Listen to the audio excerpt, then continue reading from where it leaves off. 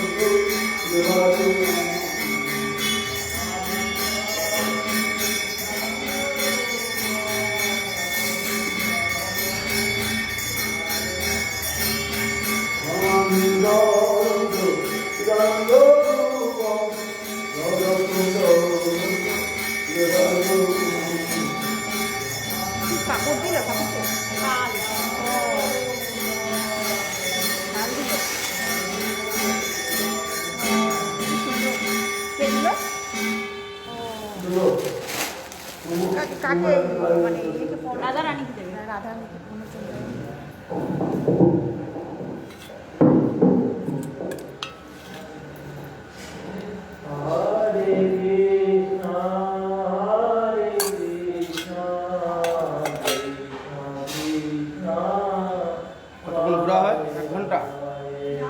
বাজার করে হাঁটু ভালো সকাল বিকাল সকালে যাওয়া হয় নাকি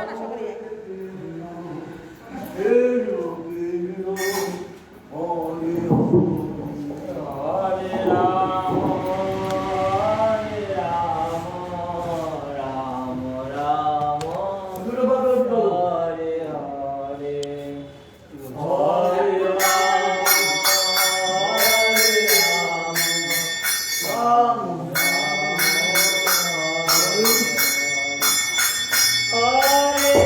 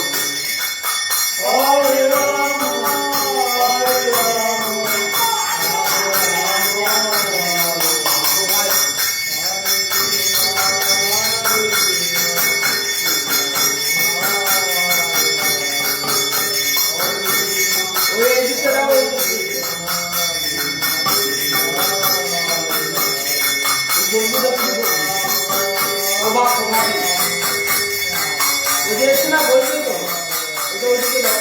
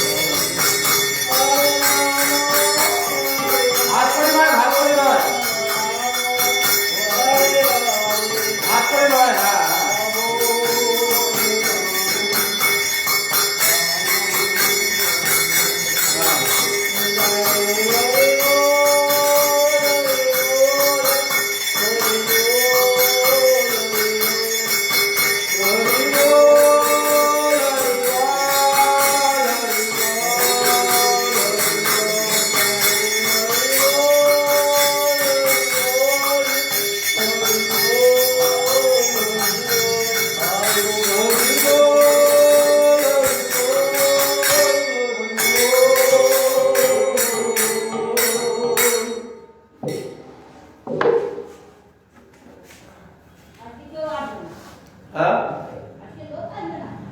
না না ওই দিকটা বসবে তো। ওই যে প্রবাদী এসছে না তো বসবে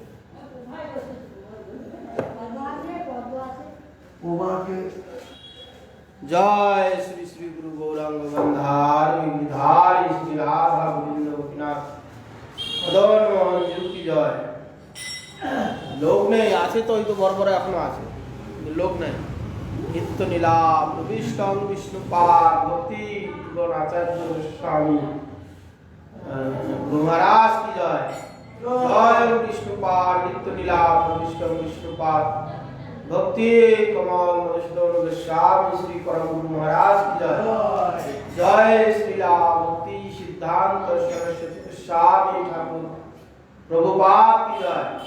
जय श्री लाल गुरु किशोर दास बाबा जी महाराज की जय। जय गौरी बलदेव विद्याभूषण प्रभु की जय। जय श्री लाल विश्वनाथ चक्रवर्ती ठाकुर की जय। जय श्री लाल वैष्णव सार्वभौम जगन्नाथ दास बाबा जी महाराज की जय। जय गौरी बलदेव विद्याभूषण प्रभु की जय। जय श्री लाल विश्वनाथ चक्रवर्ती ठाकुर की जय। जय श्रीला नरोत्तम श्रीवास श्यामानंद प्रभु की जय। जय श्रीला कृष्णदास कविराज गोस्वामी प्रभु की जय। जय श्रीला रामाचार्य हरिदास ठाकुर महाशय की जय।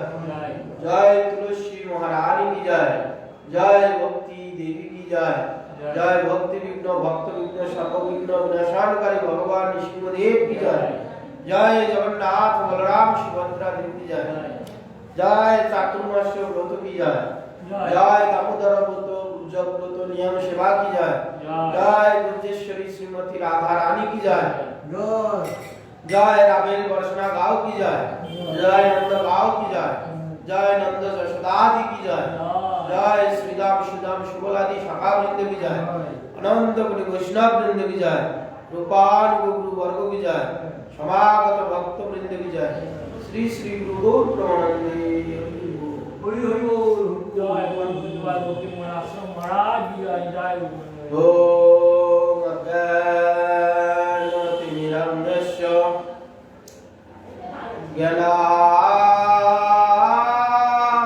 ज्ञानाञ्जनशलाकया चक्षुरुन्मीलितं येन तस्मै श्री गुरुवे नमः।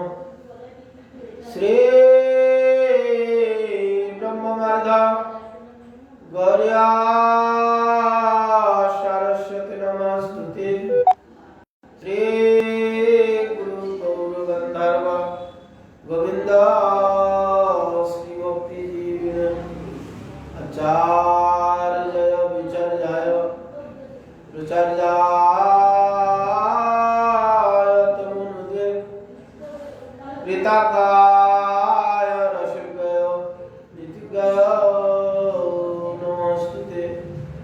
शतमा शिवोत्तम मानदत्तमा वाग्मिने शांता दंत खंताय महंताय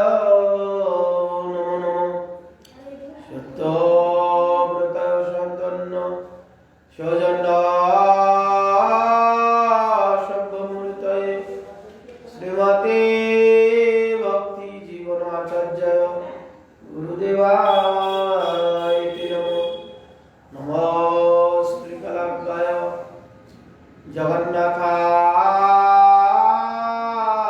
সুতায় চ সবিতায় সপুত্রায় সকলত্রায় নমো নমো মহাবদনায় কৃষ্ণ প্রেম প্রদায়তে কৃষ্ণায় কৃষ্ণ চৈতন্য নামনে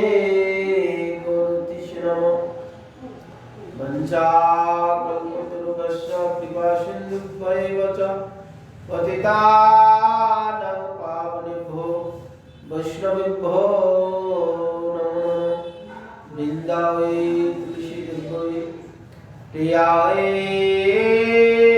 কেশবস্য চ বিষ্ণু ভক্তি প্রদে দেবী সত্যবত্যৈ নমো নমো নমস্তে নরসিংহায় প্রহ্লাদায়নে হিরণ্যাকশিপু বক্ষশিলা টঙ্কায়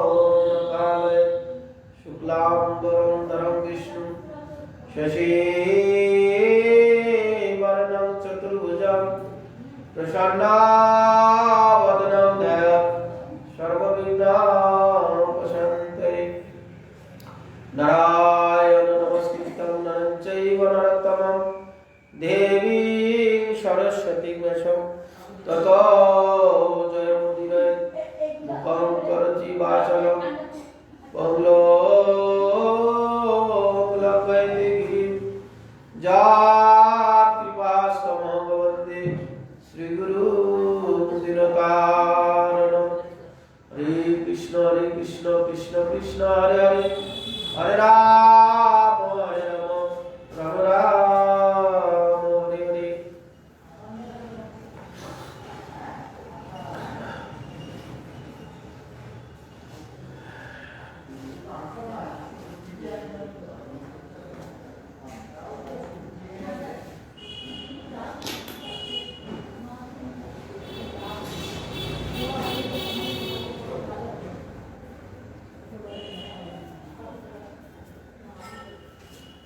আগামীকাল আমরা কৃষ্ণ প্রেম তরঙ্গিনী গ্রন্থ থেকে ভগবান কৃষ্ণের বাল চরিত্র লীলা শ্রবণ করছিলাম। ভগবান বৎসাসুরকে বধ করেছিলেন। বৎসাসুরকে বধ করার পর তিনি আবার প্রচারণ করতে করতে সেই কালিন্দীপ তটে এখানে এসে গোবৎসগণকে জল পান করাবেন। সেই জন্য জলাশয়ের কাছে এসে যখন উপস্থিত হলেন, আরেকটি অসুর বকাসুর নামক অসুর চন্দন জল দিয়ে কি বলো উনি যে দিয়েছে উনি অনেক আছে না সুজল ওইটাই যে রেখেছে ওইটাই অনেক ভালো। চন্দন দিয়ে রাখবা কি দে জল কটা হবে, জল তিলক হয় না, হ্যাঁ অনেকে তিলক করা হয়, জল তিলক করে, সেই অবস্থায় তো জল চন্দন আর সেই জন্য গোবৎসগণকে জল খাওয়ানোর জন্য জলের ধারে নিয়ে আসতেই বক নামক রাক্ষস কৃষ্ণ যখন কাছাকাছি গেছেন, ছুটে এসে বক কি করেছেন, বকাসুর কৃষ্ণকে টপ করে ধরে গিলে দিয়েছে। দিয়ে ভগবান সেখানে কি করলেন, বগের গলদেশে গিয়ে তিনি মহাবিভূতি প্রকাশ করে কি করলেন, সমস্ত বগের গলদেশে গিয়ে অগ্নিপিণ্ড হয়েছে, অগ্নিবধ হয়েছে। তখন গলায় চালা করলে বক পুনরায় গলা থেকে বার করে দিলে, পুনরায় তখন বগের গলা থেকে বেরিয়ে এসে আবার গিলতে যাচ্ছে, তখন ভগবান ধরে ছিঁড়ে দুভাগ করে ফেলে দিলেন। এক গোটা বক মহাপ্রাণী পর্বত সমান পালিত হয়ে গেছে দেখিয়া লাগিল শিশু বনে চমৎকার, বকাসুর নাম তার বকুধরে, আসিয়া গোবিন্দে ধরে গিলিল সত্তরে। হয়েছিল না?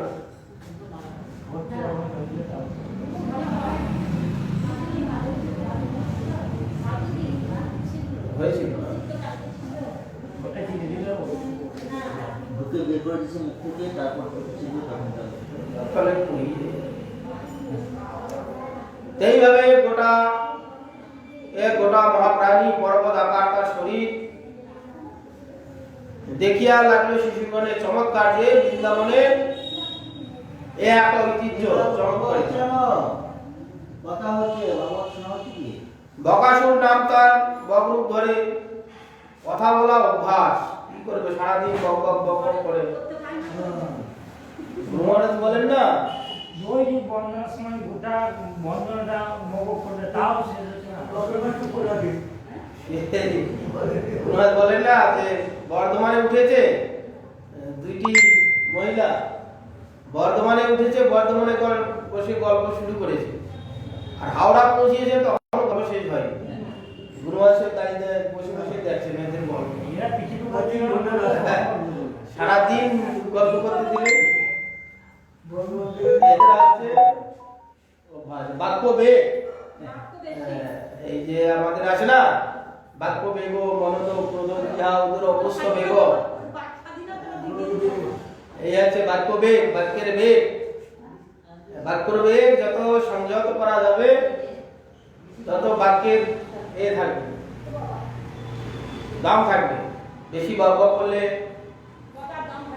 কথার দাম থাকে না। বেশি কথা বললে কি হয়, আলতু ফালতু কথা, অপ্রয়োজনীয় কথা চলে আসে। সেই জন্য কি করবে, অভাব হয়ে গেছে, সারা জীবন ধরে বক বক করেই গেছে, আর কি হবে। স্বজাতীয় লোক পেলেই গল্প চলে আসে। তো এইভাবে শিশু চমৎকার লাগলেন, বকাসুর নামে তার বকরূপ ধরে আসিয়া গিলিল গোবিন্দ্রে, তাড়াতাড়ি এসে গিলে দিল। তা দেখিয়া সব শিশু হইল অচেতন, প্রাণ বিনে যে রবীন্দ্রিয় তনুমন। ত্রিজগত গুরু প্রভু ত্রিজগত পিতা, গোপে বেশে ধরে প্রভু সর্বফলদাতা। এখানে তাদের দেখে কৃষ্ণকে যে গিলে দিয়েছে, দেখে সমস্ত শিশুগণ আর যারা কৃষ্ণের সখাগণ ছিলেন, প্রাণ মিলে যেরূপ ইন্দ্রিয় তন্মন হয় ঠিক তদ্রূপ কৃষ্ণকে গিলা দেখে এইরকম তাদের অবস্থা হয়েছিল। ত্রিজগত গুরু ত্রিজগত পিতা, সেই যে ভগবান কৃষ্ণচন্দ্র ত্রিজগতের গুরু, এখানে স্বর্গ মর্ত্য পাতাল তিন জগতের গুরু, এবং ত্রিজগতের পিতা, সর্বজগতের পিতা তিনি কি করছেন, গোপবেশ ধারণ করে সর্বজে ফলদাতা। বকাসুর তারুণ দহিল অন্তরে, উড়িয়া মারয় বাঘ সহিতে না পারে। আস্তে আস্তে উগারিয়া ফেলিল গোপাল, দুই ঠোঁট মেলিয়া এসে আর বাঘ। এখানে বকাসুর তালু বলে কৃষ্ণকে গিলে রেখে দিয়েছে, যে ওখানে দম বন্ধ করে ওকে মেরে দেবো। তো সেখানে কৃষ্ণ গিয়ে কি করলেন, কৃষ্ণ ওখানে গিয়ে অগ্নিবধ হয়েছে। তো তার গলদেশ পুড়ে যাচ্ছে অগ্নিতে, আর ধরে রাখতে পারলেন, আবার উগলে দিলেন, বার করে দিলেন। বার করে দিয়ে আবার যখন গিলতে গেলেন, কৃষ্ণ তখন কি করলেন, গবের দুটো ঠোঁট ধরলেন, উপরের পাটি নিচের পাটি ধরে ওই টানতে শুরু করলেন। শিশু সেই 5-6 বছরেরই শিশু ছিল, যখন বাড়ছে তো গোটা বিশাল পর্বত আকার যে গবের ঠোঁট আস্তে আস্তে দুভাগ হয়ে ছিঁড়ে ফেলে দিলেন। দুই হস্ত দিয়া প্রভু দুই অষ্ট ধরি, বিদারিয়া দুই খান কইল লীলা হরি। সাধুজন গতি প্রভু খল বিদারণ, নিপাতন। এইভাবে দুই হস্ত দিয়ে দুই ঠোঁট ধরে বিদার করে মৃত্যুমুখে পতিত করলেন বককে।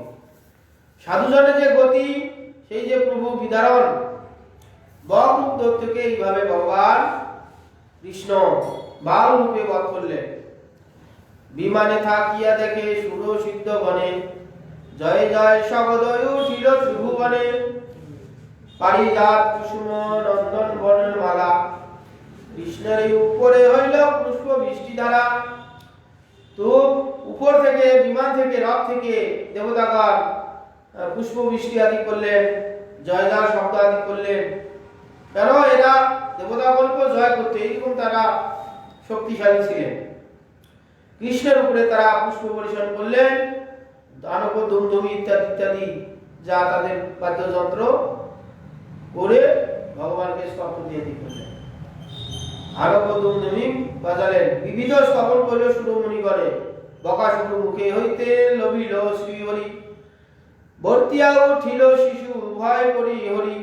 আর এইদিকে বিভিন্ন স্তব ইত্যাদি করলেন দেবতাগণ। বকাসুরের মুখ থেকে কৃষ্ণ আবার ফিরে এলেন। এই দেখে শিশুগণ তাদের ভয় নিবারণ হল। প্রাণ আইলে যেন দেহ মনে চেয়ে অসচেতন, সেই রূপ কৃষ্ণে পাইয়া বিয়ে জিয়ে শিশুগণ। আলিঙ্গন দিয়া শিশু মুখে নেহালে, চৌদিকে বেরিয়া জয় জয় শব্দ করে। কৃষ্ণকে পেয়ে তারা পুনরায় যেন প্রাণ ফিরে পেলেন। কেন? কৃষ্ণ তো তারা কৃষ্ণগত প্রাণ ছিল সর্বাগণ। এই রূপে কৃষ্ণকে পেয়ে শিশুগণ কৃষ্ণকে নিয়ে আলিঙ্গন করলেন, তারা মুখে নেহালন করলেন, মানে চুম্বন আদি খাচ্ছে রীতিতে। এইভাবে চৌদিকে জয় জয় শব্দ উঠল। কৃষ্ণ লইয়া ব্রজপুরে চলিলা সত্য, গোপগণে বিবরণ কইল সকল। তারপরে গোচারণ করে তারা নিজ নিজ ঘরে গেলেন। ব্রজে গিয়ে নিজ নিজ পিতা মাতা আদি সমস্ত গোপগণকে এই কথা বললেন শিশুগণ। বিস্ময় ভাবিয়া গোপ গোপীগণে শুনি, ব্রজপুরে সকল হইল জানাজানি। সর্বলোক আসিয়া দেখিল গদাধরে, আনন্দ উৎসব হইল পুরের ভিতরে। দেখো দেখো অদ্ভুত শিশুর প্রভাব, কত কত মৃত্যু আসি করায় উৎপাত। তো বিস্ময় হয়ে তখন গোপগণ এবং গোপীগণ শুনলেন যে এইরকম বক নামক একজন অসুর আজগো কৃষ্ণকে হত্যা করার জন্য গিয়েছিলেন। আনন্দে এই কথা যখন শুনলেন, বক এইভাবে হত্যা হয়েছে, কৃষ্ণ গদাধর বককে বকাসুরকে বধ করেছেন, শুনে তারা আনন্দ উৎসব আদি করলেন। দেখো দেখো অদ্ভুত শিশুর প্রভাব, দেখো কত কত এই কৃষ্ণকে বধ করার জন্য অসুরগণ কত ভাবে এসেছে। অকাসুর, বকাসুর, চানুমুষ্টি এখন আসলে এরপর আসবে। তৃণাবত্ত, যেই কৃষ্ণকে বধ করতে এসেছে প্রত্যেক জনকাকে কৃষ্ণ বধ করেছে। এইভাবে তারা ভগবান কৃষ্ণের প্রভাব কীর্তন করছে। আর তো গর্ব আচার্য বলেই দিয়েছিলেন নারায়ণের সম এর গুণ আছে। নিজ নিজ পাপে তারা সব মরে যায়, পুণ্য ফলে সবে শিশু সর্বত্র বেড়ায়। ঘোরতর দত্ত সব আইসো মারিবারে, আগুনে পতঙ্গ যেন যাই পুড়ে মরে। তারা তখন পরস্পর আলোচনা আদি করছে যে দেখো নিজ নিজ পাপে তারা সব মরে যায়, কৃষ্ণকে বধ করতে আসছে, এলে হবে কি তাদের নিজেদের পাপে। এই শিশু, বালক শিশু, তার নিরপরাধী শিশু, তাকে বিনা কারণে যে বধ করতে আসছে, আজকে গিয়ে তাদের পাপে তারাই মরে যাচ্ছে। পুণ্য বলে সবই শিশু সর্বত্র বেড়ায়, আর এই পুণ্য জোরে এই শিশু সর্বত্র বিচারণ করছে, তার কিচ্ছু হচ্ছে না। এই যে ঘোরতর দৈত্য, যত যত সব দৈত্য এসেছে কৃষ্ণকে বধ করার জন্য, তারা আগুনে সব পুড়ে যায়। যেমন পতঙ্গ অগ্নি জ্বললেই আগুন দেখলে তারা ছুটে গিয়ে পড়বে, পরে সেই আগুনেতে মরে যায়। আমাদের ইয়ে আছে না পতঙ্গ মিন, এক একটা জীবের এক একটা ইন্দ্রিয় প্রবল। মিন, হস্তি, হরিণ, পতঙ্গ, এর এক একটা ইন্দ্রিয় এক একটা প্রবল। একটা বিহঙ্গ পতঙ্গ, এদের একটা ইন্দ্রিয় প্রবল। একটা ইন্দ্রিয় প্রবল হইলে তারা সেই ইন্দ্রিয়ের বশীভূত হয়ে তারা মৃত্যুমুখে পতিত হয়।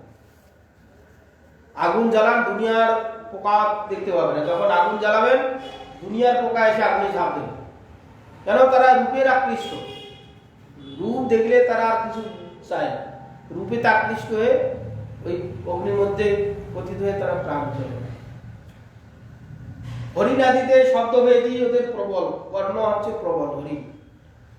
যারা হরিণাদি শিকার করে খাঁচা টাচা তৈরি করে ফাঁদ পেতে সুন্দর সুরে হরিণ বাঁশি বাজায়।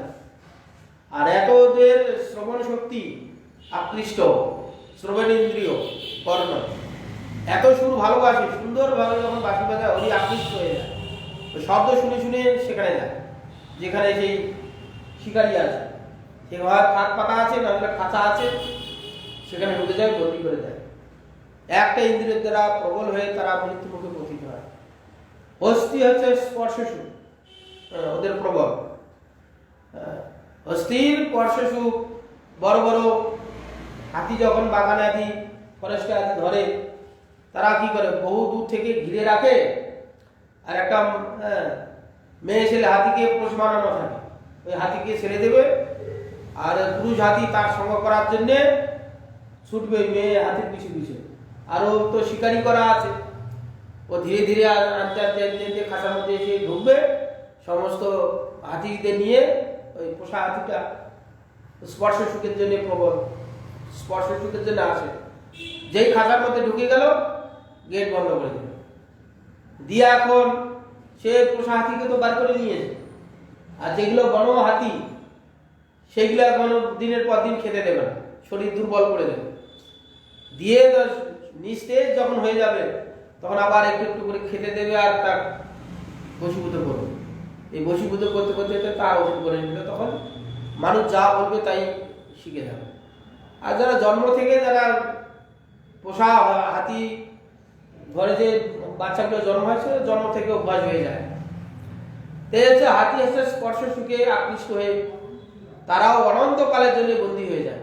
সারা জীবন, এখন 100 বছর বাঁচুক, 50 বছর বাঁচুক, ওই মানুষের অধীন হয়ে থাকতে হয়। দেখেন না, হাতি আদিগুলো যেইভাবে চালায় সেইভাবে চলতে হয় ওদের।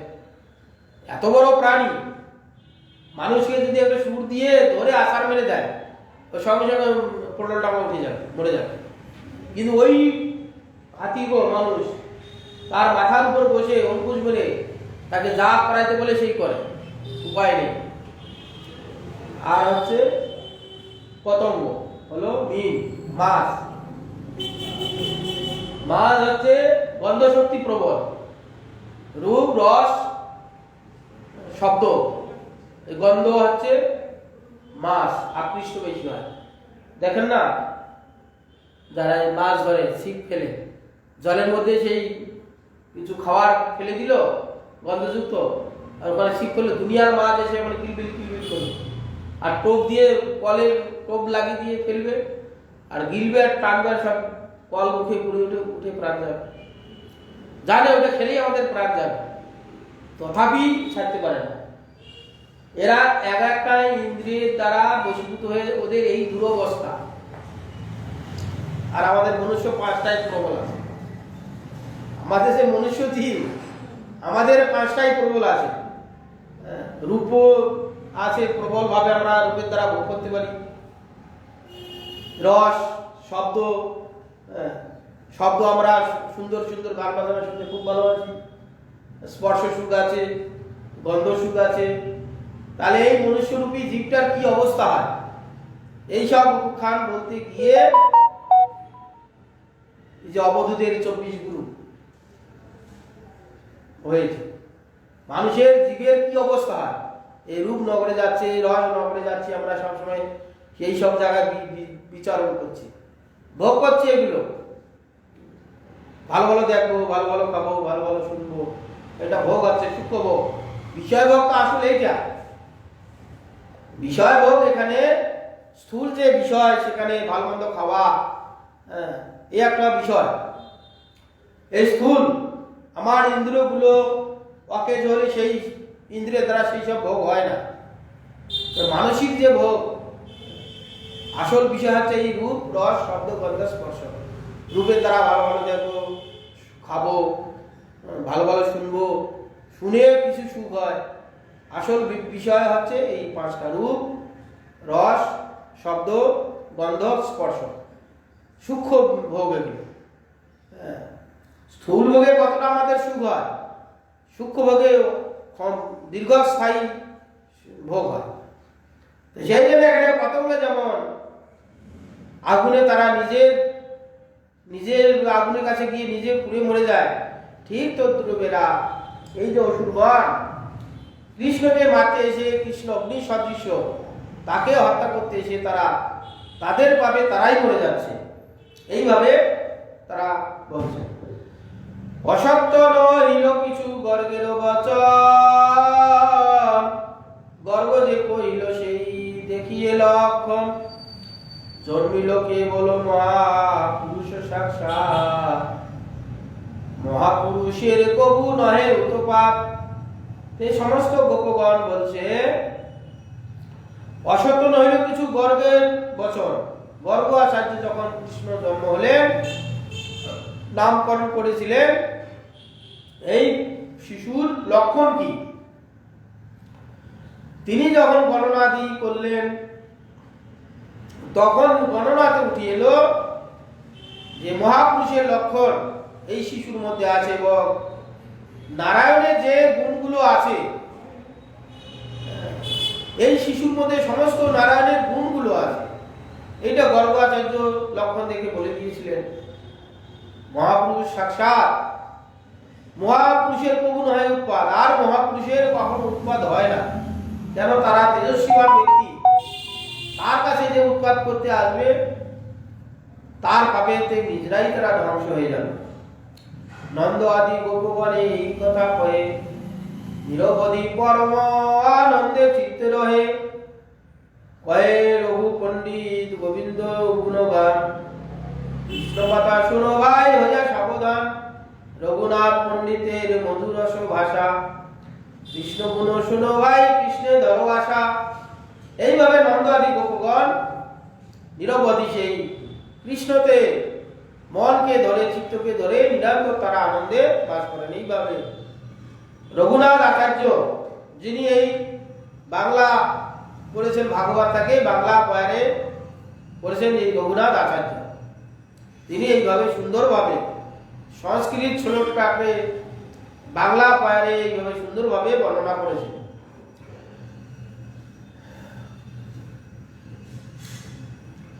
বৈষ্ণবগণের সঙ্গে কৃষ্ণের গোচারণ এবং বহুবিধ ক্রীড়া করবেন।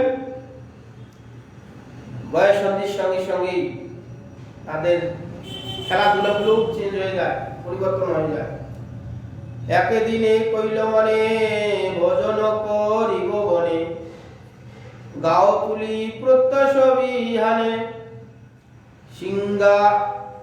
সিঙ্গারব পরিহরি গোপ শিশু সঙ্গে পুরি, চলি গেলা বর্ষ লইয়া বনে। একদিন কৃষ্ণচন্দ্র কি করলেন, কৃষ্ণের মনে এসে উপস্থিত হলো যে ভজন করব, আজকে বন ভজন লীলা করব। প্রত্যেক দিনে তো আমরা বাড়িতে খেয়ে যাই, মা যেভাবে খেতে দেয়, সকালে খেয়ে দিয়ে আমরা গোচরণে যাই। কৃষ্ণ সমস্ত সখাগণকে বললেন, দেখো আজকে আমরা প্রত্যুষে মানে বিহান মানে সকাল, আমাদের ওদিকে এখনো বিহান কথাটা প্রচলিত আছে। বিহানে এই দিকটা নেই। বিহানে মানে সকালে, আমাদের ওদিকটা এখনো বিহান কথাটা এখনো প্রচলিত আছে। বিহানে মানে সকালে।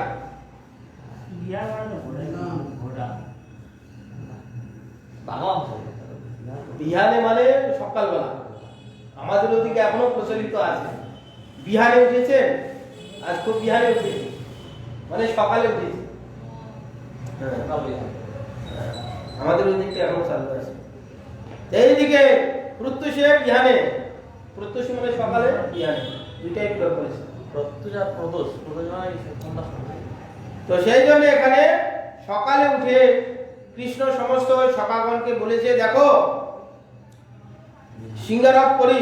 শিশুগণ সঙ্গে আজকে চলে গেলেন বর্ষ নিয়ে।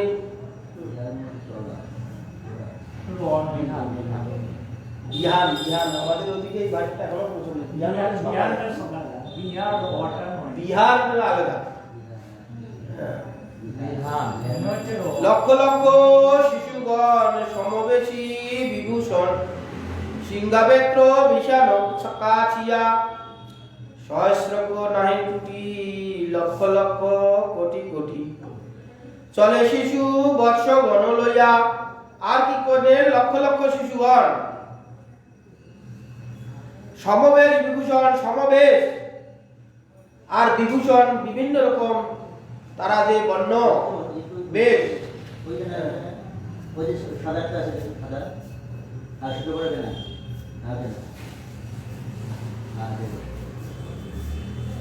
লক্ষ লক্ষ শিশুগণ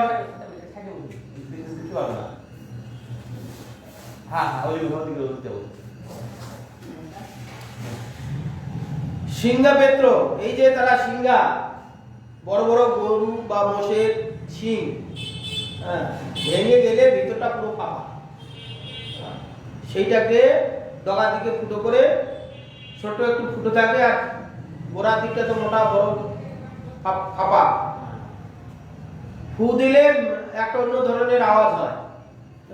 শঙ্খের মতো হয়। হ্যাঁ, শঙ্খের মতো।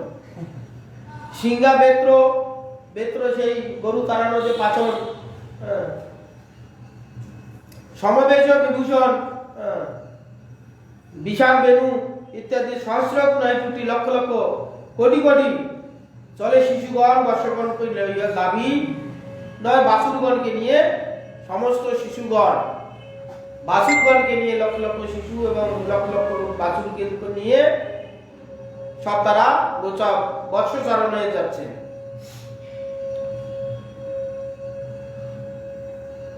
কৃষ্ণ বৎস রাখে যত ব্রহ্মায় খেলিব কত, লেখিতে কে পারে তার অন্ত, বৎস জুত জুত করি একত্রে সকল মিলি, বৎস রাখে করি আয়ানন্দ। এখানে কৃষ্ণ বৎস রাখে যত, ব্রহ্মায় লেখিব কত, যে ব্রহ্মা কত লিখবে, যত বৎস যুদ্ধ যুদ্ধ করে একত্রে সকলে মেলি, বৎস রাখে করি আনন্দ। বিবিধ বালক লীলা বহুবিধ শিশু খেলা, বহুঘাতি খেলে শিশুগণ, প্রবালক কুসুম ফল বনধাতু নবদল, করে শিশু অঙ্গের ভূষণ। এইদিকে বিবিধ বালক লীলা করছেন, বহুবিধ শিশুগণের সঙ্গে খেলা করছেন, বহু ভাতি খেলা শিশুগণ করছেন, বন ভোজন করবেন, বিভিন্ন রকম খেলা খেলছে। প্রবাল কুসুম ফল ফুল আদি, নবধাতু নবদল নবপত্রে সব খাওয়া নিয়ে গেছে, পাতা আদি পাতাতে শিশুগণের সঙ্গে নানা রকম ভূষণে ভূষিত হয়ে, গাছে নতুন নতুন যে পাতা নতুন বেড়েছে একবার কচি কোমল, হ্যাঁ বিশাল হয়, গাছ থেকে নতুন পাতা বেরিয়েছে এত কোমল থাকে, সেই সব পাতা ডাল ভেঙে এনে ওই যে মাথা আদি কাপড় আদি বাঁধছে, কেউ ডাল গুছিয়ে দিচ্ছে, কেউ ফুল গুছিয়ে দিচ্ছে, এইভাবে বিভিন্ন রকম বনধাতু নবদল সব শিশুর অঙ্গে ভূষণ করে দিয়েছে। কৃষ্ণকে দিয়েছে, কৃষ্ণ অন্য সখাগণকে দিয়েছে, অন্য সখাগণ কৃষ্ণকে এইভাবে তারা বর্ণবেশ ধারণ করেছে, যেটা নাকি বলা হয় বর্ণবেশ। বনে যা যেরকম অবস্থা থাকে সেই বেশ ধারণ করেছে। বনে থাকে ফুল থাকে, পুরী থাকে, অর্ধ প্রস্ফুটিত থাকে, পূর্ণ প্রস্ফুটিত থাকে, কচি পাতা থাকে, সব নিয়ে একটা বন হয়। একসঙ্গে তো সব ফুল ফোটে না, একসঙ্গে ফুল সব ধরবে না, কেউ ফুটছে, কেউ অঙ্কুর হয়েছে, কেউ অর্ধ প্রস্ফুটিত হয়েছে, কেউ পুরোপুরি ফুটে গেছে, কেউ ঝরে যাচ্ছে, আবার কেউ কোথাও থেকে নতুন পাতা গজাচ্ছে। তো বনবেশ যে ধারণ করেছেন ঠিক যেরকম বলে থাকে, কৃষ্ণ এবং কৃষ্ণের সখাগণ পরস্পর পরস্পরকে এইভাবে সাজাচ্ছে। কেহ সিংহা করে চুরি, কেহ ফেলে দূর করি, পুনদেই আসি হাসিয়া হাসিয়া, কৃষ্ণ যদি থাকে দূরে ধাইয়া ধাইয়া শিশু চলে, পুনঃ আইসে কৃষ্ণ পশরিয়া। আবার খেলছেন কি, কেহ সিংহা, এর সিংহাটা নিয়ে ও ছুঁড়ে মারছে, অনেক দূরে পড়ছে, আরেকজনকার সিংহাটা নিয়ে আরেকজন ফেলে দিচ্ছে, হ্যাঁ, যার সিংহা সে ছুটে গিয়ে আনতে যাচ্ছে, আবার আরেকজনের কাছে গেছে, ওর কাছে সিংহটা আনতে গেছে, ও নিয়ে আবার আরেকজনের কাছে দিল। এইসব লীলা কি করছেন ভগবান এবং ভক্তগণকে। এইসব খেলা দেখে ব্রহ্মার মনে ভ্রম হয়ে যাবে, যিনি নাকি ভগবান তাকে এত স্তব তুতি করে আনা হয়েছে। হ্যাঁ, ক্ষীর সমুদ্রে গিয়ে স্তব করেছি, দেবকীর গর্ভে গিয়ে স্তব করেছি, জন্ম হওয়ার পর স্তব করেছি, আবার এই শিশু এইরকম করছে, এ ভগবান বটে না কোনো মহাপুরুষ না পার্শ্বদকে পাঠিয়ে দিয়েছে। এইরকম ভ্রম ব্রহ্মার এসে উপস্থিত হবে। আর এইটা ব্রহ্মার ভ্রম আগে থেকেই সংশয় হচ্ছে বলে ভগবান এই লীলার সুযোগটা করে দিচ্ছেন ব্রহ্মাকে। ভগবান এই লীলা করছেন। পুনদেই হাসিয়া হাসিয়া, কৃষ্ণ যদি কেউ দূরে যায়, খেলতে খেলতে দূরে চলে যাচ্ছে, সমস্ত সখাগণ বলছে দেখো কে আগে কৃষ্ণকে গিয়ে ছুবে। এই যেমন এক সুখে এক যোগে তখন ছুটছে, সবাই আগে গিয়ে কৃষ্ণকে স্পর্শ করবে। মই সে সবার আগে পরশুনু তোমায় এবে, এই রূপে আনন্দ বিহারে, কেহ সিংহা বেনুপুরে, কেহ বৃঙ্গ রব করে, কোকিল সবোধ কেহ করে। আবার তাড়াতাড়ি গিয়ে যে কৃষ্ণকে আগে স্পর্শ করেছে সে বলছে দেখো আমি সবার আগে গিয়ে কৃষ্ণকে স্পর্শ করেছি, পরে শুধু তোমার এবে, তোমার আগে আমি কৃষ্ণকে আনন্দ স্পর্শ করেছি। এইভাবে উভয় উভয় ভগবান আনন্দিত হচ্ছেন, ভক্তগণ এইভাবে আনন্দিত হচ্ছেন। মহিষে সবার আগে পরশুনু এবে, কেউ সিংহা বেনু পুরে সিংহা বাজাচ্ছে, কেউ বেনু বাজাচ্ছে, কেউ ভৃঙ্গের ন্যায় রব করছে, ভৃঙ্গ যেমন শব্দ করছে ডাকছে, ঠিক ভৃঙ্গের ন্যায় চিনি শব্দ করছে, কেউ কুকুলের মতন ডাকছে, কেউ পাখির মতন ডাকছে। যে যেরকম পাখি ডাকছে তার অনুকরণ করে কৃষ্ণও করছে এবং তার সখাগণ এইরকম রব আদি করছেন। কেউ দেখি পাখি ছায়া, তার সঙ্গে যায়া ধায়া, হংস দেখি হংসের গমন, বক দেখি ভগবত, কেহ হয় ধ্যানরত, কেহ ধরে ময়ূর রূপে কম। আর এখানে কি বলছে, কেউ দেখি পাখি ছায়া, পাখি উড়ছে, পাখিটা উড়লে তো রোদ পড়লে রোদে পাখির ছায়া পড়বে, পাখিটা উড়ে উড়ে যাচ্ছে, ছায়াটাকে ধরবে, ছায়ার পিছনে পিছনে ছুটছে, ধরতে পারবে না। এইভাবে সব খেলা খেলছে, কে পাখির ছায়াটাকে ধরবে। তার সঙ্গে ধায়া শিশুগণ ছুটছে, পাখি ছায়া পিছু পিছু ছুটছে। কেউ হাঁস আছে, জল আছে যেখানে হাঁস যেগুলো আছে, হাঁস চলাফেরা করছে, হংসের ন্যায় গমন আদি করছে। বক আছে দূরে, জলাশয় থাকলে জলে মাছ থাকবে, মাছ থাকলে তার খাদ্য যে বকের খাদ্য মাছ, বক থাকবে। সর্বত্র আমরা দেখি বক আছে। বক এক পায়ে দাঁড়িয়ে চুপচাপ থাকে, একটা পা তুলেই থাকে, একটা পা জলে থাকে, একটা পা ডাঙ্গার উপরে থাকে। কেন, দুটা পায়ে যদি জলে থাকে, পাটা তুলতে গিয়ে জলে শক্ত হলে মাছ পালিয়ে যাবে, ও আর স্বীকার করতে পারবে না। ভগবান কর্তৃক যেমন চমৎকারিতা সৃষ্টি করা আছে, আমরা যদি একটু বিচার করলে আমরা প্রতি পদে পদে চমৎকারিতা লাগে, প্রতি পদে পদে সাধক প্রদাতা। ভগবানের যে চমৎকার লীলা, ভগবানের যেসব লীলা, যখন আমরা এগুলো অনুভব করতে পারবো তখন প্রতি পদে পদেই আনন্দ হবে। ভগবানের কি চমৎকারিতা লীলা, সৃষ্টি কার্যটা কিরকম। হ্যাঁ, এক পা দাঁড়িয়ে থাকে কেন, দূরে থাকলে তার কাছে যেতে হবে তো, তবে তো ওটাকে ধরতে পারবে। সেই জন্য একটা পা তুলেই থাকে তপস্বীর ন্যায়, একটা পা জলে থাকে, আর একটা পা যখন দূরে থাকে ওই পাটা ঝপ করে দিয়ে সঙ্গে গলা বাড়ি দিয়ে ধরে শব্দটা হবে না। হ্যাঁ, এইভাবে তপস্বী ন্যায় বক চুপচাপ থাকে। যেখানে জল থাকবে দেখবেন পুকুরের ধারে, মাঠে ঘাটে, বর্ষাকালে মাঠে ঘাটে দেখা যায় একটা পা তুলে চুপচাপ চোখ বুজে থাকবে, মনে হয় কিচ্ছু দেখেনি, মুখটা এরকম করে থাকে। মাছ টাছ আদি দেখলে ভয় করবে না, একটা কোনো বস্তু বটে। এই যে আমার হত্যাকারী, এই যে আমাকে এক্ষুনি ধরে খেয়ে নেবে, মাছ যাতে না বুঝতে পারে, চুপচাপ একবারে চুপচাপ থাকবে, তার পালক টালক চুপচাপ বন্ধ করে, চোখ বন্ধ করে থাকবে, নো নরম চরম। যেই কাছে হাতের কাছে টপ করে ধরে খেয়ে নেবে। এই তপস্বী, হে তপস্বী, বক তপস্বী বলা হয় না, আমাদের একটা শব্দ প্রয়োগ হয়, বক তপস্বী, সেবক। সেবক বকের ন্যায় আমাদের গুরু সেবা করি, ভগবানের সেবা করি বকের ন্যায়, চুপচাপ থাকি, মনে হয় কত শান্ত সাদা সিধা, সুযোগ পেলে সব নিয়ে পালিয়ে যাবে। বক তপস্বী। হ্যাঁ, তা ভগবান এরাও কি করছেন, বক যেমন চুপচাপ থাকে, কোন কোন সখাগণ ওই বকের ন্যায় এক পা তুলে চুপচাপ আছে, মনে হয় একটা মূর্তি দাঁড়িয়ে আছে, নো নরম চরম। এ দেখে পরস্পর সব আনন্দ হচ্ছে। কেউ আবার ধ্যানে চুপচাপ বসে আছে, কেউ ময়ূর পেখম তুলছে, ময়ূরের ন্যায় পেখম তুলছে। এইভাবে বিভিন্ন রকম সখাগণের সঙ্গে খেলছে কৃষ্ণ এবং তার সখাগণ।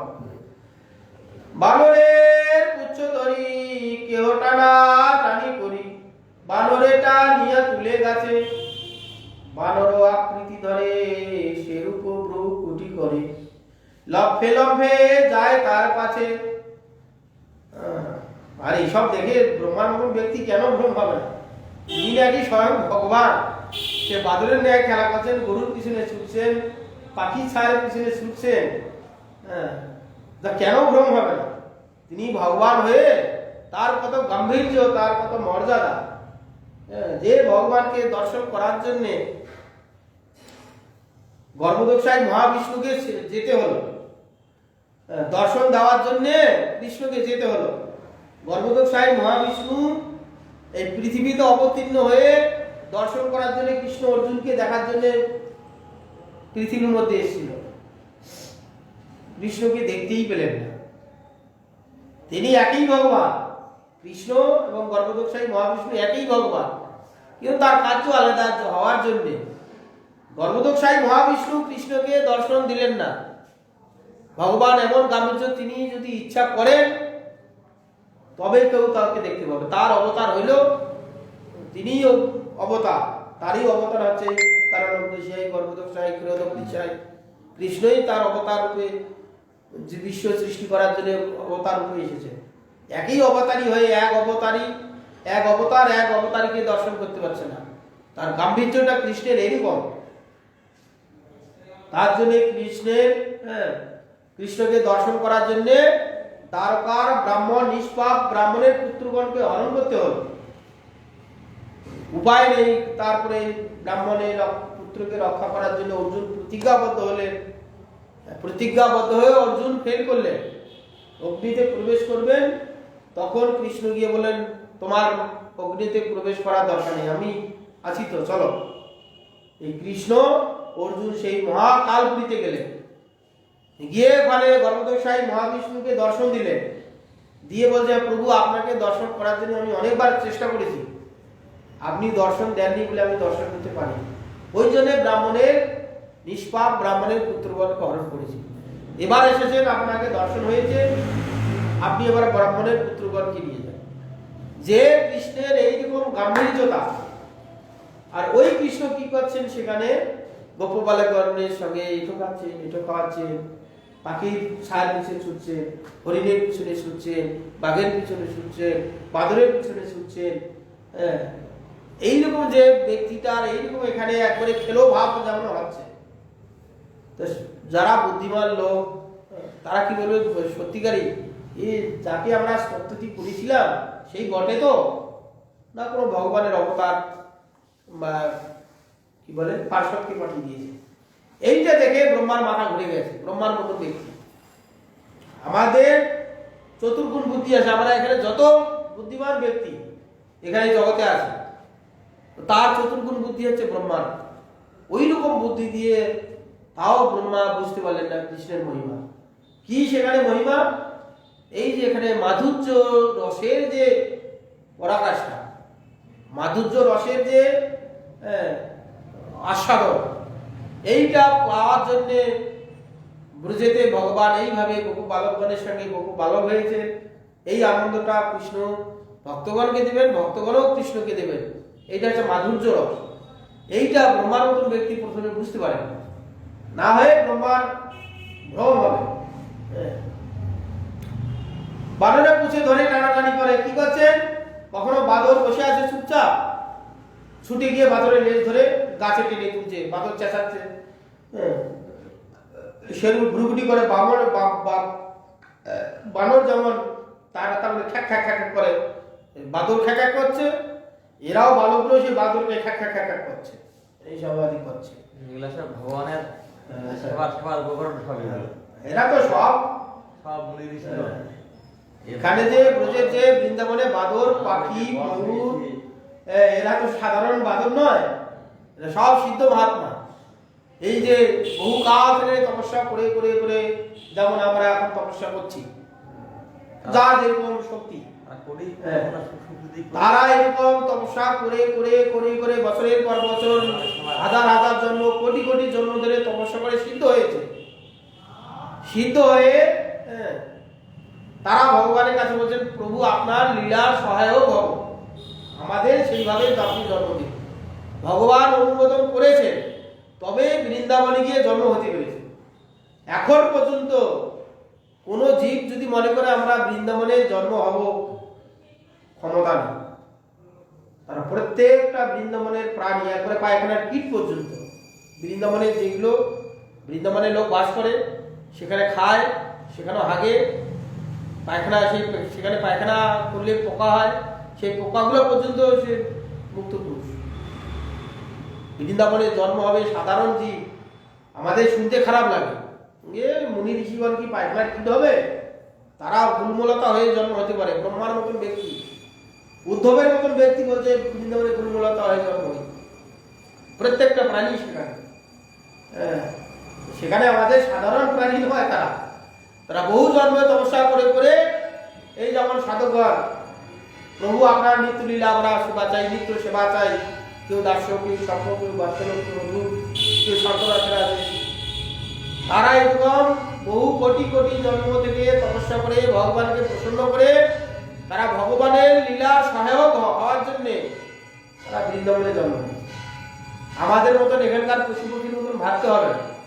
প্রত্যেকটা প্রত্যেকটা এবং ধূলিকণাগুলো পর্যন্ত বৃন্দাবন এইরকমটা। সেই জন্যে বৃন্দাবন যেতে গেলে, বৃন্দাবন যায় না রয়েছিল কাল, বৃন্দাবনের চোখ যখন না তৈরি হবে ততক্ষণ পর্যন্ত বৃন্দাবনে গেলে কি হবে? সাধারণ আমাদের বর্ধমানের মতন বড় বড় বিল্ডিং, রাস্তাঘাট মানুষ দেখতে হবে। বৃন্দাবন কানে দেখতে হবে, কানে, চোখেও দেখবে, আগে কানে দেখো, মনের মধ্যে বৃন্দাবন তৈরি করো, মনটাকে বৃন্দাবন তৈরি করো। তারপরে যখন ওই ভাব নিয়ে, বৃন্দাবনীয় ভাব নিয়ে বৃন্দাবন যেতে হবে, মনটাকে বৃন্দাবনীয় ভাব তৈরি করতে হবে। বৃন্দাবনীয় ভাবে বৃন্দাবন যখন পৌঁছবে, তখন বৃন্দাবনের প্রত্যেকটা বস্তু তখন চিন্ময় মনে হবে, তখন আর কিছু এগুলো পার্থিব কিছু মনে হবে না। সেই জন্য এখানে সাধারণ এরা প্রাণী নয়। এক ভগবানকে প্রসন্ন করতে গেলে এক জন্মের কোনো গল্প নেই, কোটি কোটি জন্ম, হাজার হাজার জন্ম তপস্যা করতে হয়। ধ্রুব ভগবানকে প্রসন্ন করলেন, 5 বছর বয়সে পিতার কোলে উঠতে গেলে, উঠতে গিয়ে বিমাতা সুরুচি বারবার বাবার কোলে উঠতে যাচ্ছে, রাজার কোলে, আর সুরুচির ভয়ে উত্তানপাত নিতে পারছে না। কেন? ছোট পত্নীর প্রতি অত্যন্ত আসক্তি ছিল, মুখ ঝামটানি দেবে, সেজন্য নিতে পারছে না। গিয়ে তখন সুরুচি বলছে, আরে মূর্খ বালক, তোমার পিতার কুলে ওঠার জন্য প্রয়াস করছো পুত্র, তুমি জানো না।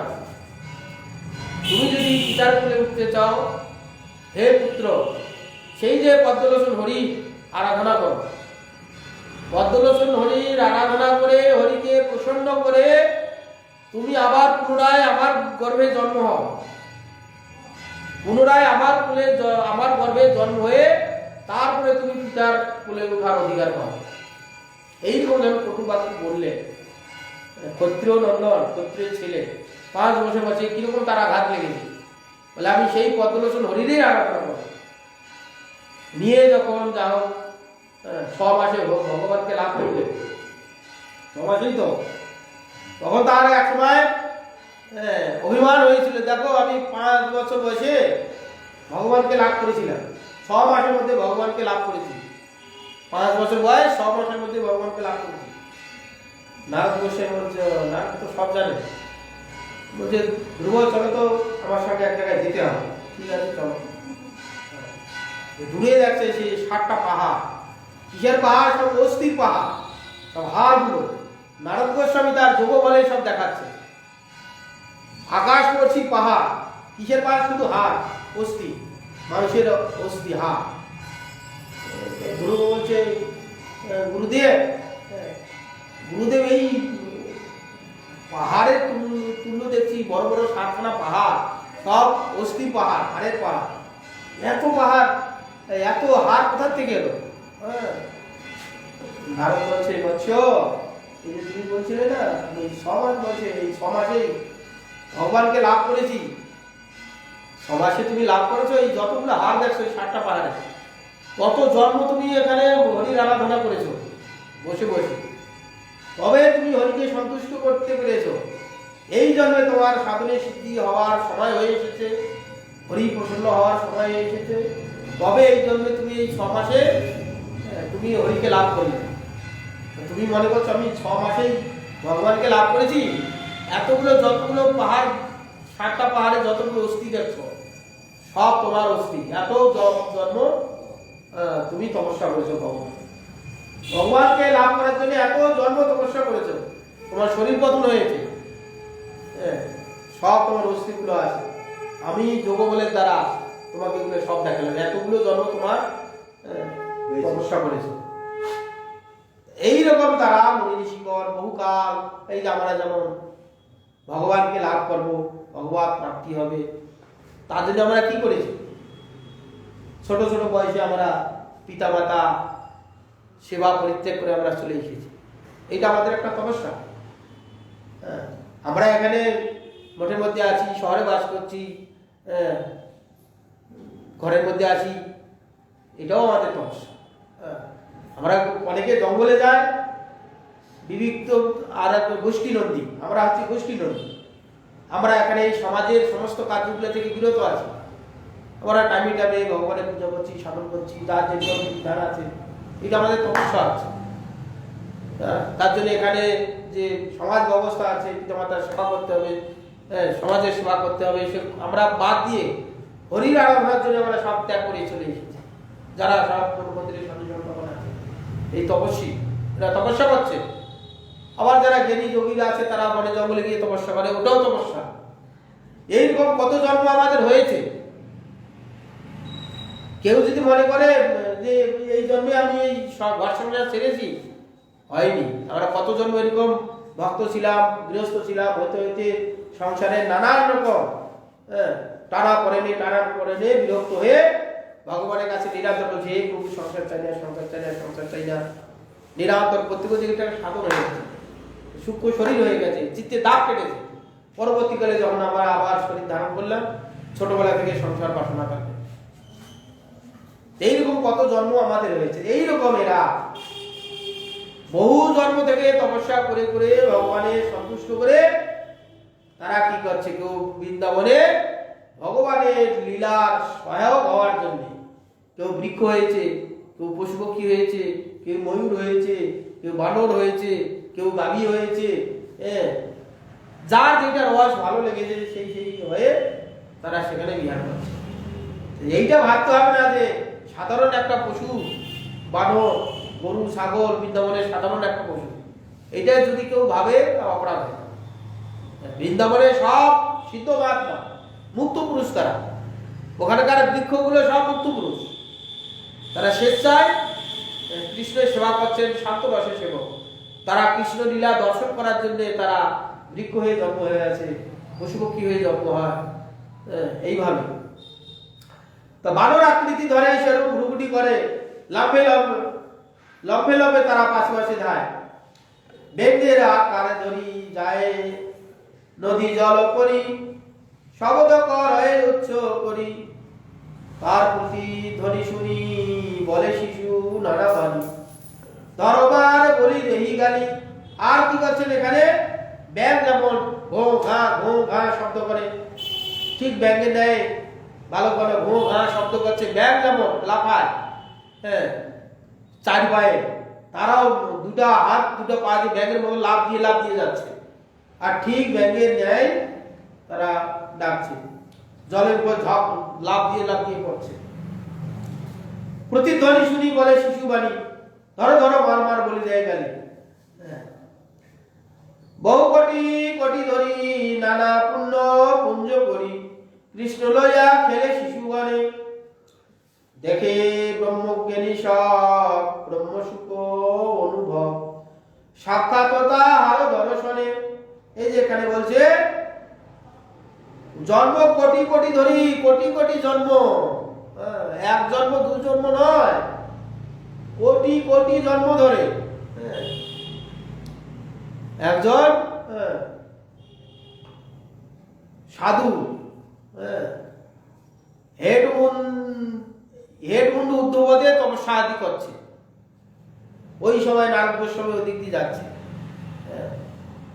মাথাটা নিচে পা দুটো উপরে, ওইভাবে তপস্যা করছে। নারদ গোস্বামী যাচ্ছে ওদিক দিয়ে, নারদের সঙ্গে দেখা হয়, বলছে প্রভু কোথায় যাচ্ছেন? বলে আমি আর কোথায় যাবো, আমার তো এইসব লোকে বিভিন্ন জায়গায় যায়, ভক্তদের হরিকথা শোনাই, হরিগুলো গাই, আর আমি বৈকুণ্ঠে এখন নারায়ণের কাছে যাচ্ছি, একটু নারায়ণের সঙ্গে দরকার আছে। তখন ওই সাধক বলছে প্রভু তাহলে আমার একটা নিবেদন শুনবেন? বলুন। বলছে নারায়ণকে গিয়ে জিজ্ঞাসা করবেন, আমি তো এই হেড বন্ধু উদ্ধবতে তপস্যা করছি, কতদিন পর আমার ভগবান আমাকে কৃপা করবেন, মুক্তি লাভ করবো। ঠিক আছে। নারদ গোস্বামী বৈকুণ্ঠে চলে গেলেন, ভগবানের সঙ্গে গল্পাদি করলেন।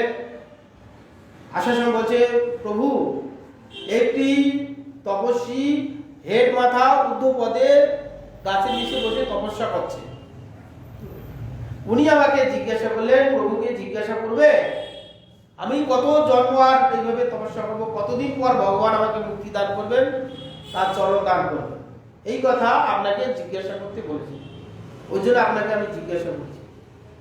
তখন নারায়ণ বললেন তাকে গিয়ে বলো যতগুলো গাছের পাতা আছে, আরো তত জন্ম তাকে তপস্যা করতে হবে। যে গাছের নিচে তপস্যা করছে ওই গাছের যতগুলো পাতা আছে আরো অত জন্ম তাকে তপস্যা করতে হবে, তুমি এই কথা তাকে গিয়ে বলে দাও। নারদ গোস্বামী আবার এলেন, আবার সেই সাধক জিজ্ঞাসা, প্রভু জিজ্ঞাসা করেছিলেন? হ্যাঁ জিজ্ঞাসা করেছিলাম। কি বললেন? যে নারায়ণ বললেন তুমি যে এই গাছের নিচে বসে তপস্যা করছো, হেড বন্ধু উদ্ধব পদে যতগুলো গাছের পাতা আছে তত জন্ম এখনো তোমার তপস্যা করতে হবে। বলে তাই নাকি? ওর সঙ্গে সঙ্গে হেড মাথা পা দুটো নামিয়ে ওর নৃত্য করতে করতে চলতে শুরু করল। তখন নারদ গোস্বামী বলছে সে কি, এই তুমি এত কঠোর তপস্যা করছিলে, তা নাকি মাথার নিচে পা গুলো উপরে দিয়ে সারাদিন সারা রাত ধরে তপস্যা করছো আর ভগবানের নাম করছো, আর আমাকে তুমি জিজ্ঞাসা করতে বললে, আমি জিজ্ঞাসা করে তোমাকে বলছি ভগবান বললেন যে গাছের পাতা যতগুলো আছে তত জন্ম তোমাকে এখন তপস্যা করতে হবে তাকে, শুনে তুমি তপস্যা ভঙ্গ করে দিয়ে নৃত্য করতে করতে ছুটছো নাচছো, এ কি তোমার ব্যাপার? বলছে প্রভু আপনি বুঝতে পারছেন না? বলে না, বলছে ভগবান যখন বলেছেন যতগুলো গাছের পাতা আছে ততগুলো জন্ম পর আমি ভগবত প্রাপ্তি হয়ে যাবে, ভগবান কৃপা করবে। আমার তপস্যা করার দরকার নেই, আমি তো ঠিকটা পেয়ে গেছি। আরে আমি তপস্যা করি বা না করি, হ্যাঁ, ওই তত জন্ম আমার যে কোনোভাবে পেরিয়ে গেলেই ভগবান আমাকে কৃপা করবে, ওই আনন্দে আমি নৃত্য করছি। কেন আমার তো ঠিক না নেই কবে ভগবত প্রাপ্তি হবে। ও যখন বলেই দিয়েছে ভগবান যতগুলো গাছের পাতা আছে ততগুলো যে কোনোভাবে জন্ম চলে গেলেই হয়ে যাবে। যেমন আমাদের মহাপ্রভু লীলায় মুকুন্দ খড় গাঁটিয়া বলতেন মহাপ্রভু, দাঁড় মানা করে দিয়েছিলেন না মুকুন্দকে। হ্যাঁ, তখন বললেন যে মহাপ্রভু নৃত্য করছে, যেতে যাচ্ছে, সঙ্গে সঙ্গে দাঁড় মানা করে দিলেন। হ্যাঁ, বলে তোমার দাঁড় মানা মহাপ্রভু যেতে দেয়নি প্রভু। বলে তাহলে মহাপ্রভুকে গিয়ে বলো কি অপরাধ। তখন বললেন যে দাদা তুমি খড় গাঁটিয়া, জ্ঞানীর কাছে জ্ঞানীর মহিমা বর্ণনা করো, যোগীর কাছে যোগীর মহিমা কীর্তন করো, ভক্তের কাছে গেলে ভক্তির মহিমা বর্ণনা করো, অতএব তুমি খড় ঝাঁটিয়া যেখানে যে পরিবেশ পাও সেই পরিবেশে মিলিয়ে গিয়ে তার মহিমা কীর্তন করো, তোমার নিষ্ঠা নেই, ওই জন্য তোমার তার মানা করে দিয়েছে প্রভু। তখন মুকুন্দ বলে তাহলে প্রভুকে জিজ্ঞাসা করো কবে আমাকে কৃপা করবেন। মহাপ্রভুকে জিজ্ঞাসা করেন, মুকুন্দ বলছে প্রভু কবে আমাকে কৃপা করবেন। মহাপ্রভু বললেন যে যাও বেড়াকে বলো কোটি জন্ম পর তাকে কৃপা করো, কোটি জন্ম পর। মুকুন্দ সঙ্গে দু হাত তুলে নৃত্য করতে শুরু করেছে। বলে সে কি কোটি জন্ম পার করা চারটেখানি ব্যাপার, এক জন্ম পার করে তো আমাদের লেজের উপর হয়ে যায়, কোটি জন্ম চারটেখানি ব্যাপার, তুমি নৃত্য করছো কেন। মুকুন্দ বলে আর আমার চিন্তা কি, যে কোনো ভাবে হেলায় ফেলায় জন্ম কোটি জন্ম পেরে গেলেই মহাপ্রভু কৃপা করবে, আর আমার দরকার কি। ঠিক তদ্রূপ এইরকম। সেই জন্য এখানে বলছে কোটি কোটি জন্ম ধরে এই যে আমরা পুণ্য অর্জন করেছি, পুণ্য পুঞ্জ করে ওই শিশুগণ কি তারা কোটি কোটি জন্মের পুণ্য অর্জন করে আজ তারা কি হয়েছে, ব্রজের শিশু হয়ে জন্ম হয়েছে, ব্রজের গাভী হয়ে জন্ম হয়েছে, ব্রজের বৃক্ষ হয়ে জন্ম হয়েছে, ব্রজের পশুপক্ষী হয়ে জন্ম হয়েছে। আমাদের এখানকার মতন প্রাণী নয়, আমাদের এই লোকালে যে গরু ছাগল ভেড়া কুকুর বৃক্ষ আদি দেখছি সব আমাদের মতন মানুষ, এরা প্রারব্ধ ভোগ করছে। রাস্তায় যে কুকুরগুলো আমাদের মতন মানুষ ছিল, এই যে গাভীগুলো আমাদের মতন মানুষ ছিল, এরা সিরিয়াল জন্ম নয়, এরা প্রারব্ধ কর্মফল। তার প্রমাণ একটু যদি আমরা বিচার করি চিন্তা করি তাহলে পরিষ্কার হবে। রাস্তার কুকুর প্রকৃতির পরিচালনায় এই সময় শীতকালে বাচ্চা হয়, একটা কুকুর 4টে কি 5টা কি 6টা বাচ্চা হলো, কি হলো ওই 5টা বাচ্চার মধ্যে একটা বাচ্চাকে কোনো গৃহস্থ ব্যক্তি তাকে পোষার জন্য নিয়ে গেল, পোষার জন্য নিয়ে গিয়ে তাকে কত যত্ন করছে, শীতকালে কেথা কম্বল দিয়ে তাকে শোয়াচ্ছে, স্নান করাচ্ছে, শ্যাম্পু মাখাচ্ছে, মাছ ভাত মাংস ভাত খাওয়াচ্ছে। আর একটা দুটো বাচ্চাকে কেউ নিয়ে যায়নি, রাস্তার মধ্যে আছে, ক্ষুধার জ্বালায় যে গৃহস্থের বাড়ি গিয়ে ঘেউ ঘেউ করছে, কেউ এঁঠো দিচ্ছে, আবার বেশি কানে কাছে ঘেঁঘা করলে তারা মারছে, লাথি মারছে, ডান্ডা মারছে, রাস্তার কুকুরগুলো দেখি। আবার কেউ বেশি বিরক্ত করলে সবসময় দোকানের সামনে গিয়ে বসে থাকলে তো গরম জল দিচ্ছে, এসিড দিচ্ছে, দেখি তো। আর ওরে একটা ভাই একসঙ্গে জন্ম হয়েছে, একজনের বাড়িতে গিয়ে প্রতিপালিত হচ্ছে, তাহলে দেখুন ওর কর্মফল একই মায়ের পেট থেকে তো বেরিয়েছে। ও দিনে দেয় একজন ঝাঁটালাতি খাচ্ছে আর একজন রাজপ্রসাদ রাজভোগ খাচ্ছে, যারা একটি সাধারণ মানুষ খেতে পায় না। একটা কুকুরের পিছনে কেউ 8,000 10,000 15,000 টাকা খরচা করছে। এই সব প্রারব্ধ। কুকুরের ন্যায় আচরণ করলে কুকুর জন্ম হবে, পশুর ন্যায় আচরণ করলে পশু হবে, বৃক্ষের ন্যায় আচরণ করলে আমরা বৃক্ষ হয়ে জন্ম হবো, বোবার ন্যায় ব্যবহার করলে বোবা হয়ে যাব, কানার ন্যায় আচরণ করলে কানা হয়ে যাব। সব তো আমাদের প্রারব্ধ। এই যে আমরা এইসব পাচ্ছি, কেউ জন্ম থেকে অন্ধ, জন্ম থেকে বোবা, জন্ম থেকে লুলা, কেন সব আমাদের কর্মফল। চোখ আছে, আমরা যদি চোখের ঠিক ঠিক কাজ না করি, চোখের মধ্যে যে ভগবানকে দৃষ্টিরূপ ভগবান আছে, ভগবান সূর্যরূপী চোখের মধ্যে বসে আছে ভগবানই, ভগবান দৃষ্টি দেন, ভগবানই দেখে তবে আমরা দেখতে পাই। আমার ভগবান চোখ দিয়েছে, যদি চোখের কাজ না করি, যে বস্তুগুলো দেখার কথা সেগুলো না দেখে অন্ধের ন্যায় চুপচাপ থাকি, দেখেও আমি করবো না, অন্ধের ন্যায় থাকবো, ভগবান কি করবেন? এই চোখের মধ্যে যে ভগবান বসে আছে, ভগবান তার শক্তিটা কেড়ে নেয়।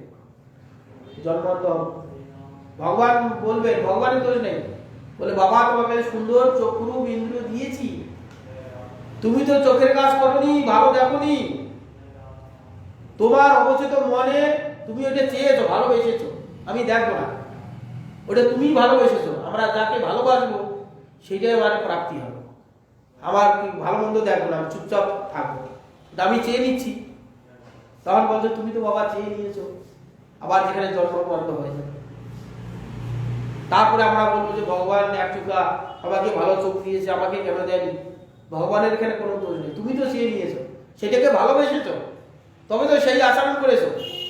আমাদের যেটা ভালো লাগে সেই আচরণটা করতে ভালো লাগে, বাইরে প্রকাশ পায়। আমি দেখবো না ভালো, আমি ভালো কথা বলতে পারি, আমি বাক্যের প্রয়োগ করবো না, ভগবানের কথা বলবো না, সুন্দর ব্যবহার করবো না, উশৃঙ্খল জীবনযাত্রা করবো, কটু বাক্য সবসময় ব্যবহার করবো। ভগবান বলছে তোমার বাক শক্তি দিয়েছি, বাক্যের ব্যবহার করেছো, ভগবান সেখান থেকে বাক শক্তি রূপে বেরিয়ে চলে আসবেন, কথা থাকবে, জিভ থাকবে, মুখ থাকবে। এখন আমরা সুন্দর মা বাবা ভাই বোন দেশ বন্ধু বান্ধব কত সুন্দর শব্দ বিন্যাস করছি, তারও সব আছে, গলা আছে, জীব আছে, জিবা আছে, সবই আছে, ওই একটা গা শব্দ হবে, পশু পক্ষী হিসেবে একটা সংকেত, সব আমাদের প্রারব্ধ। এই যে লোকালিটি যে এগুলো পশু পক্ষী মনুষ্য সব আমরা প্রারব্ধ জীব, সিরিয়াল জন্ম আছে, সেগুলো বনে জঙ্গলে হয় প্রকৃতির দ্বারা। যেমনি আর আফ্রিকার জঙ্গলে দেখবেন হাজার হাজার গরু মোষ ছাগল হরিণ ভেড়া, জঙ্গলের মানুষ, ওগুলো সব প্রকৃতি সিরিয়ালে আসে। আর এই যে লোকালে আমাদের দেখুন সব প্রারব্ধ জীব। সেই জন্য এখানে এরা কোটি কোটি জন্ম ধরে পুণ্য অর্জন করে তারা আজকে কৃষ্ণের বালক সখা হয়েছে, সাধারণ সাধক নয়। এর মধ্যে আমরা যারা জ্ঞানী সাধক তারা সেখানে পৌঁছতে পারবে না, যোগী সাধকরা সেখানে পৌঁছতে পারবে না। ওইরকম মুক্ত পুরুষ তারাও, ভক্তগণ যেমন মুক্ত পুরুষ তারাও মুক্ত পুরুষ, কিন্তু তারা কৃষ্ণের সঙ্গে বিহার করার সুযোগ পাবে না। কেন? তাদের মাধুর্য রস তাদের মধ্যে ছিল না। তারা ব্রহ্মজ্ঞানী, ব্রহ্মতে লীন হয়ে যাব, পরমাত্মাতে মিলে যাব, তাদের সে ভাব নেই। যারা ভক্ত জ্ঞানী, ভক্ত যোগী, ভক্ত সাধক সিদ্ধ পুরুষ, তারাই একমাত্র বৃন্দাবনে জন্ম হতে পারে। মুক্ত পুরুষ এরকম অনেক আছে, জ্ঞানীগণ, যোগীগণ, কর্মীগণ, ওরাও মুক্ত পুরুষ, ওদের বৃন্দাবনে জন্ম হওয়ার কোনো যোগ্যতা নেই। বৃন্দাবনে যারা জন্ম হয়েছে এরকম তারা ভক্তি ভক্ত, ভক্ত জ্ঞানী, ভক্ত যোগী, ভক্ত কর্মী, তারা ভগবানের এই যে মাধুর্য লীলায় অংশগ্রহণ করেছে। মাধুর্য লীলা রূপে ভগবানের সঙ্গে দাস্য সর্গ বাৎসল্য মধুর শান্ত ইত্যাদি, এরা একমাত্র বৃন্দাবনে এরা হয়েছে। জ্ঞানী যোগীগণ হতে পারবে না যদি ভক্তি না থাকে।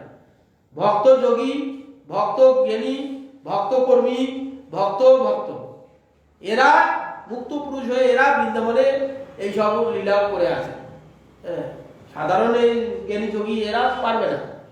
এরা যখন আবার ভক্ত হবে, ভক্ত এদেরও অংশগ্রহণ করতে পারবে, ভক্ত হইতে হবে। তো দেখে জ্ঞানী, ব্রহ্মজ্ঞানী সব এরা কি দেখছে? সমস্ত ব্রহ্মজ্ঞানী ব্রহ্মসুখ অনুভব করছে। তারা কি ব্রহ্মসুখ অনুভব করছে। এই সুখটা কিরকম? আমাদের ওই অবস্থায় যতক্ষণ না পৌঁছাতে পারবো, সুখটা কি জাতীয়, এখানকার কোনো জড় শব্দের দ্বারা কাউকে বুঝিয়ে বলানো যাবে না। এটা সাধকগণ সাধন করতে করতে কি জাতীয় যে সুখ সেটা অনুভব হয়। একটা দিক দর্শন, অনির্বচনীয় সুখ, কি যে সুখের মধ্যে সেখানে কোনো কলঙ্ক নেই। আমাদের এখানে বন্ধু বন্ধু ভাব হয় অনেকের সঙ্গে, আমাদের কি হয়? কোনো তার সঙ্গে লেনদেন বা ব্যবহারে কোনো গোলযোগ হইলে তার সঙ্গে বন্ধুত্ব কেটা হয়ে যায়, তার সঙ্গে আর মুখ দেখা দেখি থাকে। আমাদের তো এখানকার এরকমই হয়, পত্নী পত্নী মধুর রস, ওই এখানকার এরকম মধুর রসের বলে কোনো শব্দ নেই, উভয় কামে একে অপরের পরিপূরক। তথাপি সেই ভাবটা এখানে দেখানো হচ্ছে। এখানে স্বামী স্ত্রীকে হয় একটু মনোমালিন্য হলে বা স্বামী স্ত্রীর সঙ্গে কারোর যোগাযোগ নেই, কেটা হয় না। পিতা পুত্র তাই, পিতা মনমতন না হলে পুত্র মনের মতন না হলে পিতা পুত্রের সম্বন্ধে একবারে চিরজীবনের জন্য বন্ধ হয়ে যায়। যে পিতা তখন একটা সাধারণ মানুষ হয়ে যায়।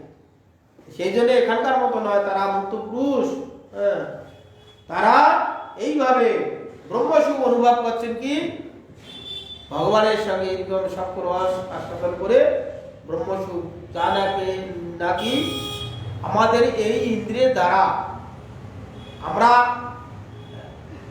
অনুভব করতে পারবো না। সেটা সাধন করতে করতে যখন দিব্য জ্ঞান এসে উপস্থিত হবে, তার শরীরটা যখন চিন্ময় হয়ে যাবে, পার্থিব হয়তো এই শরীরটা থাকবে, সেই শরীরের যে পরিবর্তন ভাবটা পুরোপুরি চেঞ্জ হয়ে যাবে, তখন এই ভূমিকাই নেই।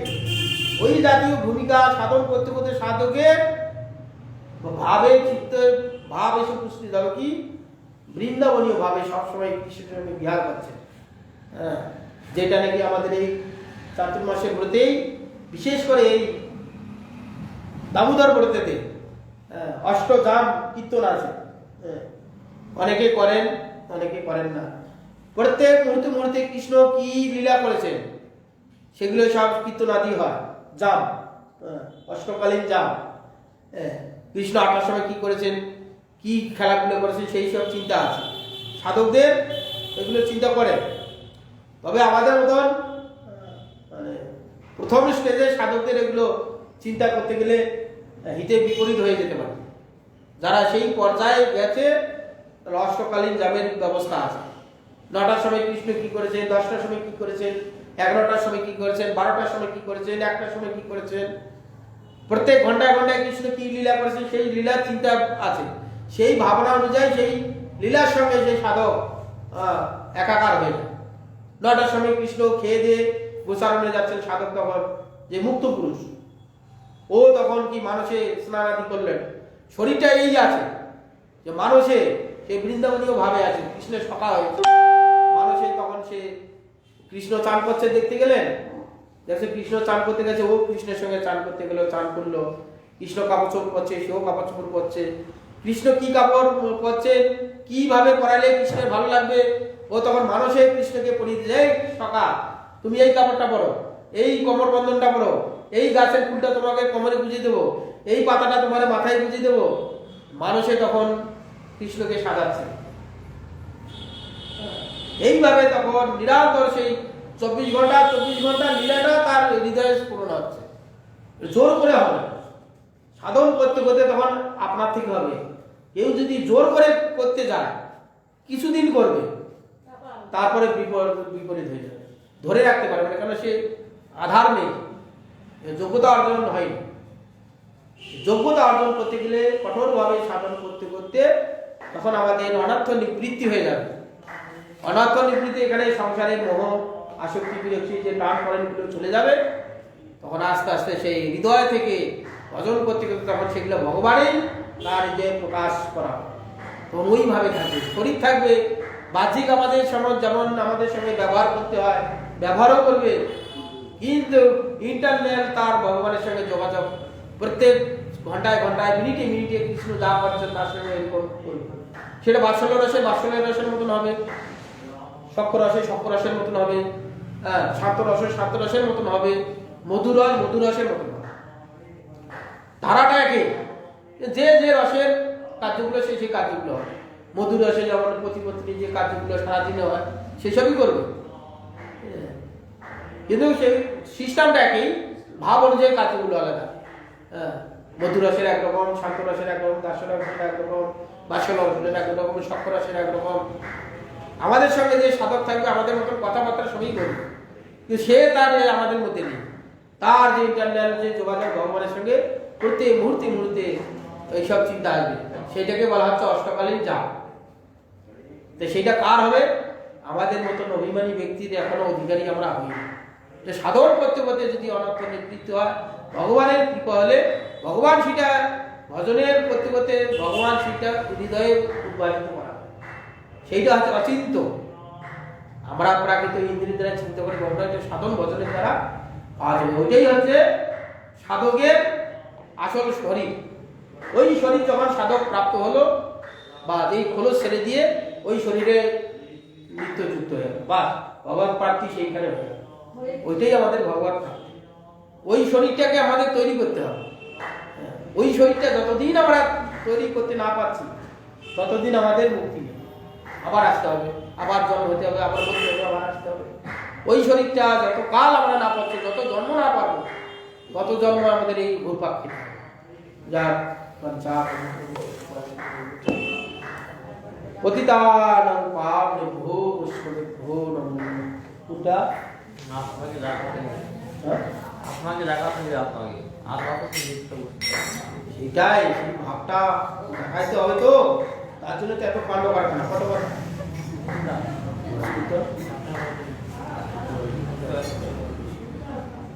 রাধা ভজনে যদি মতি নাই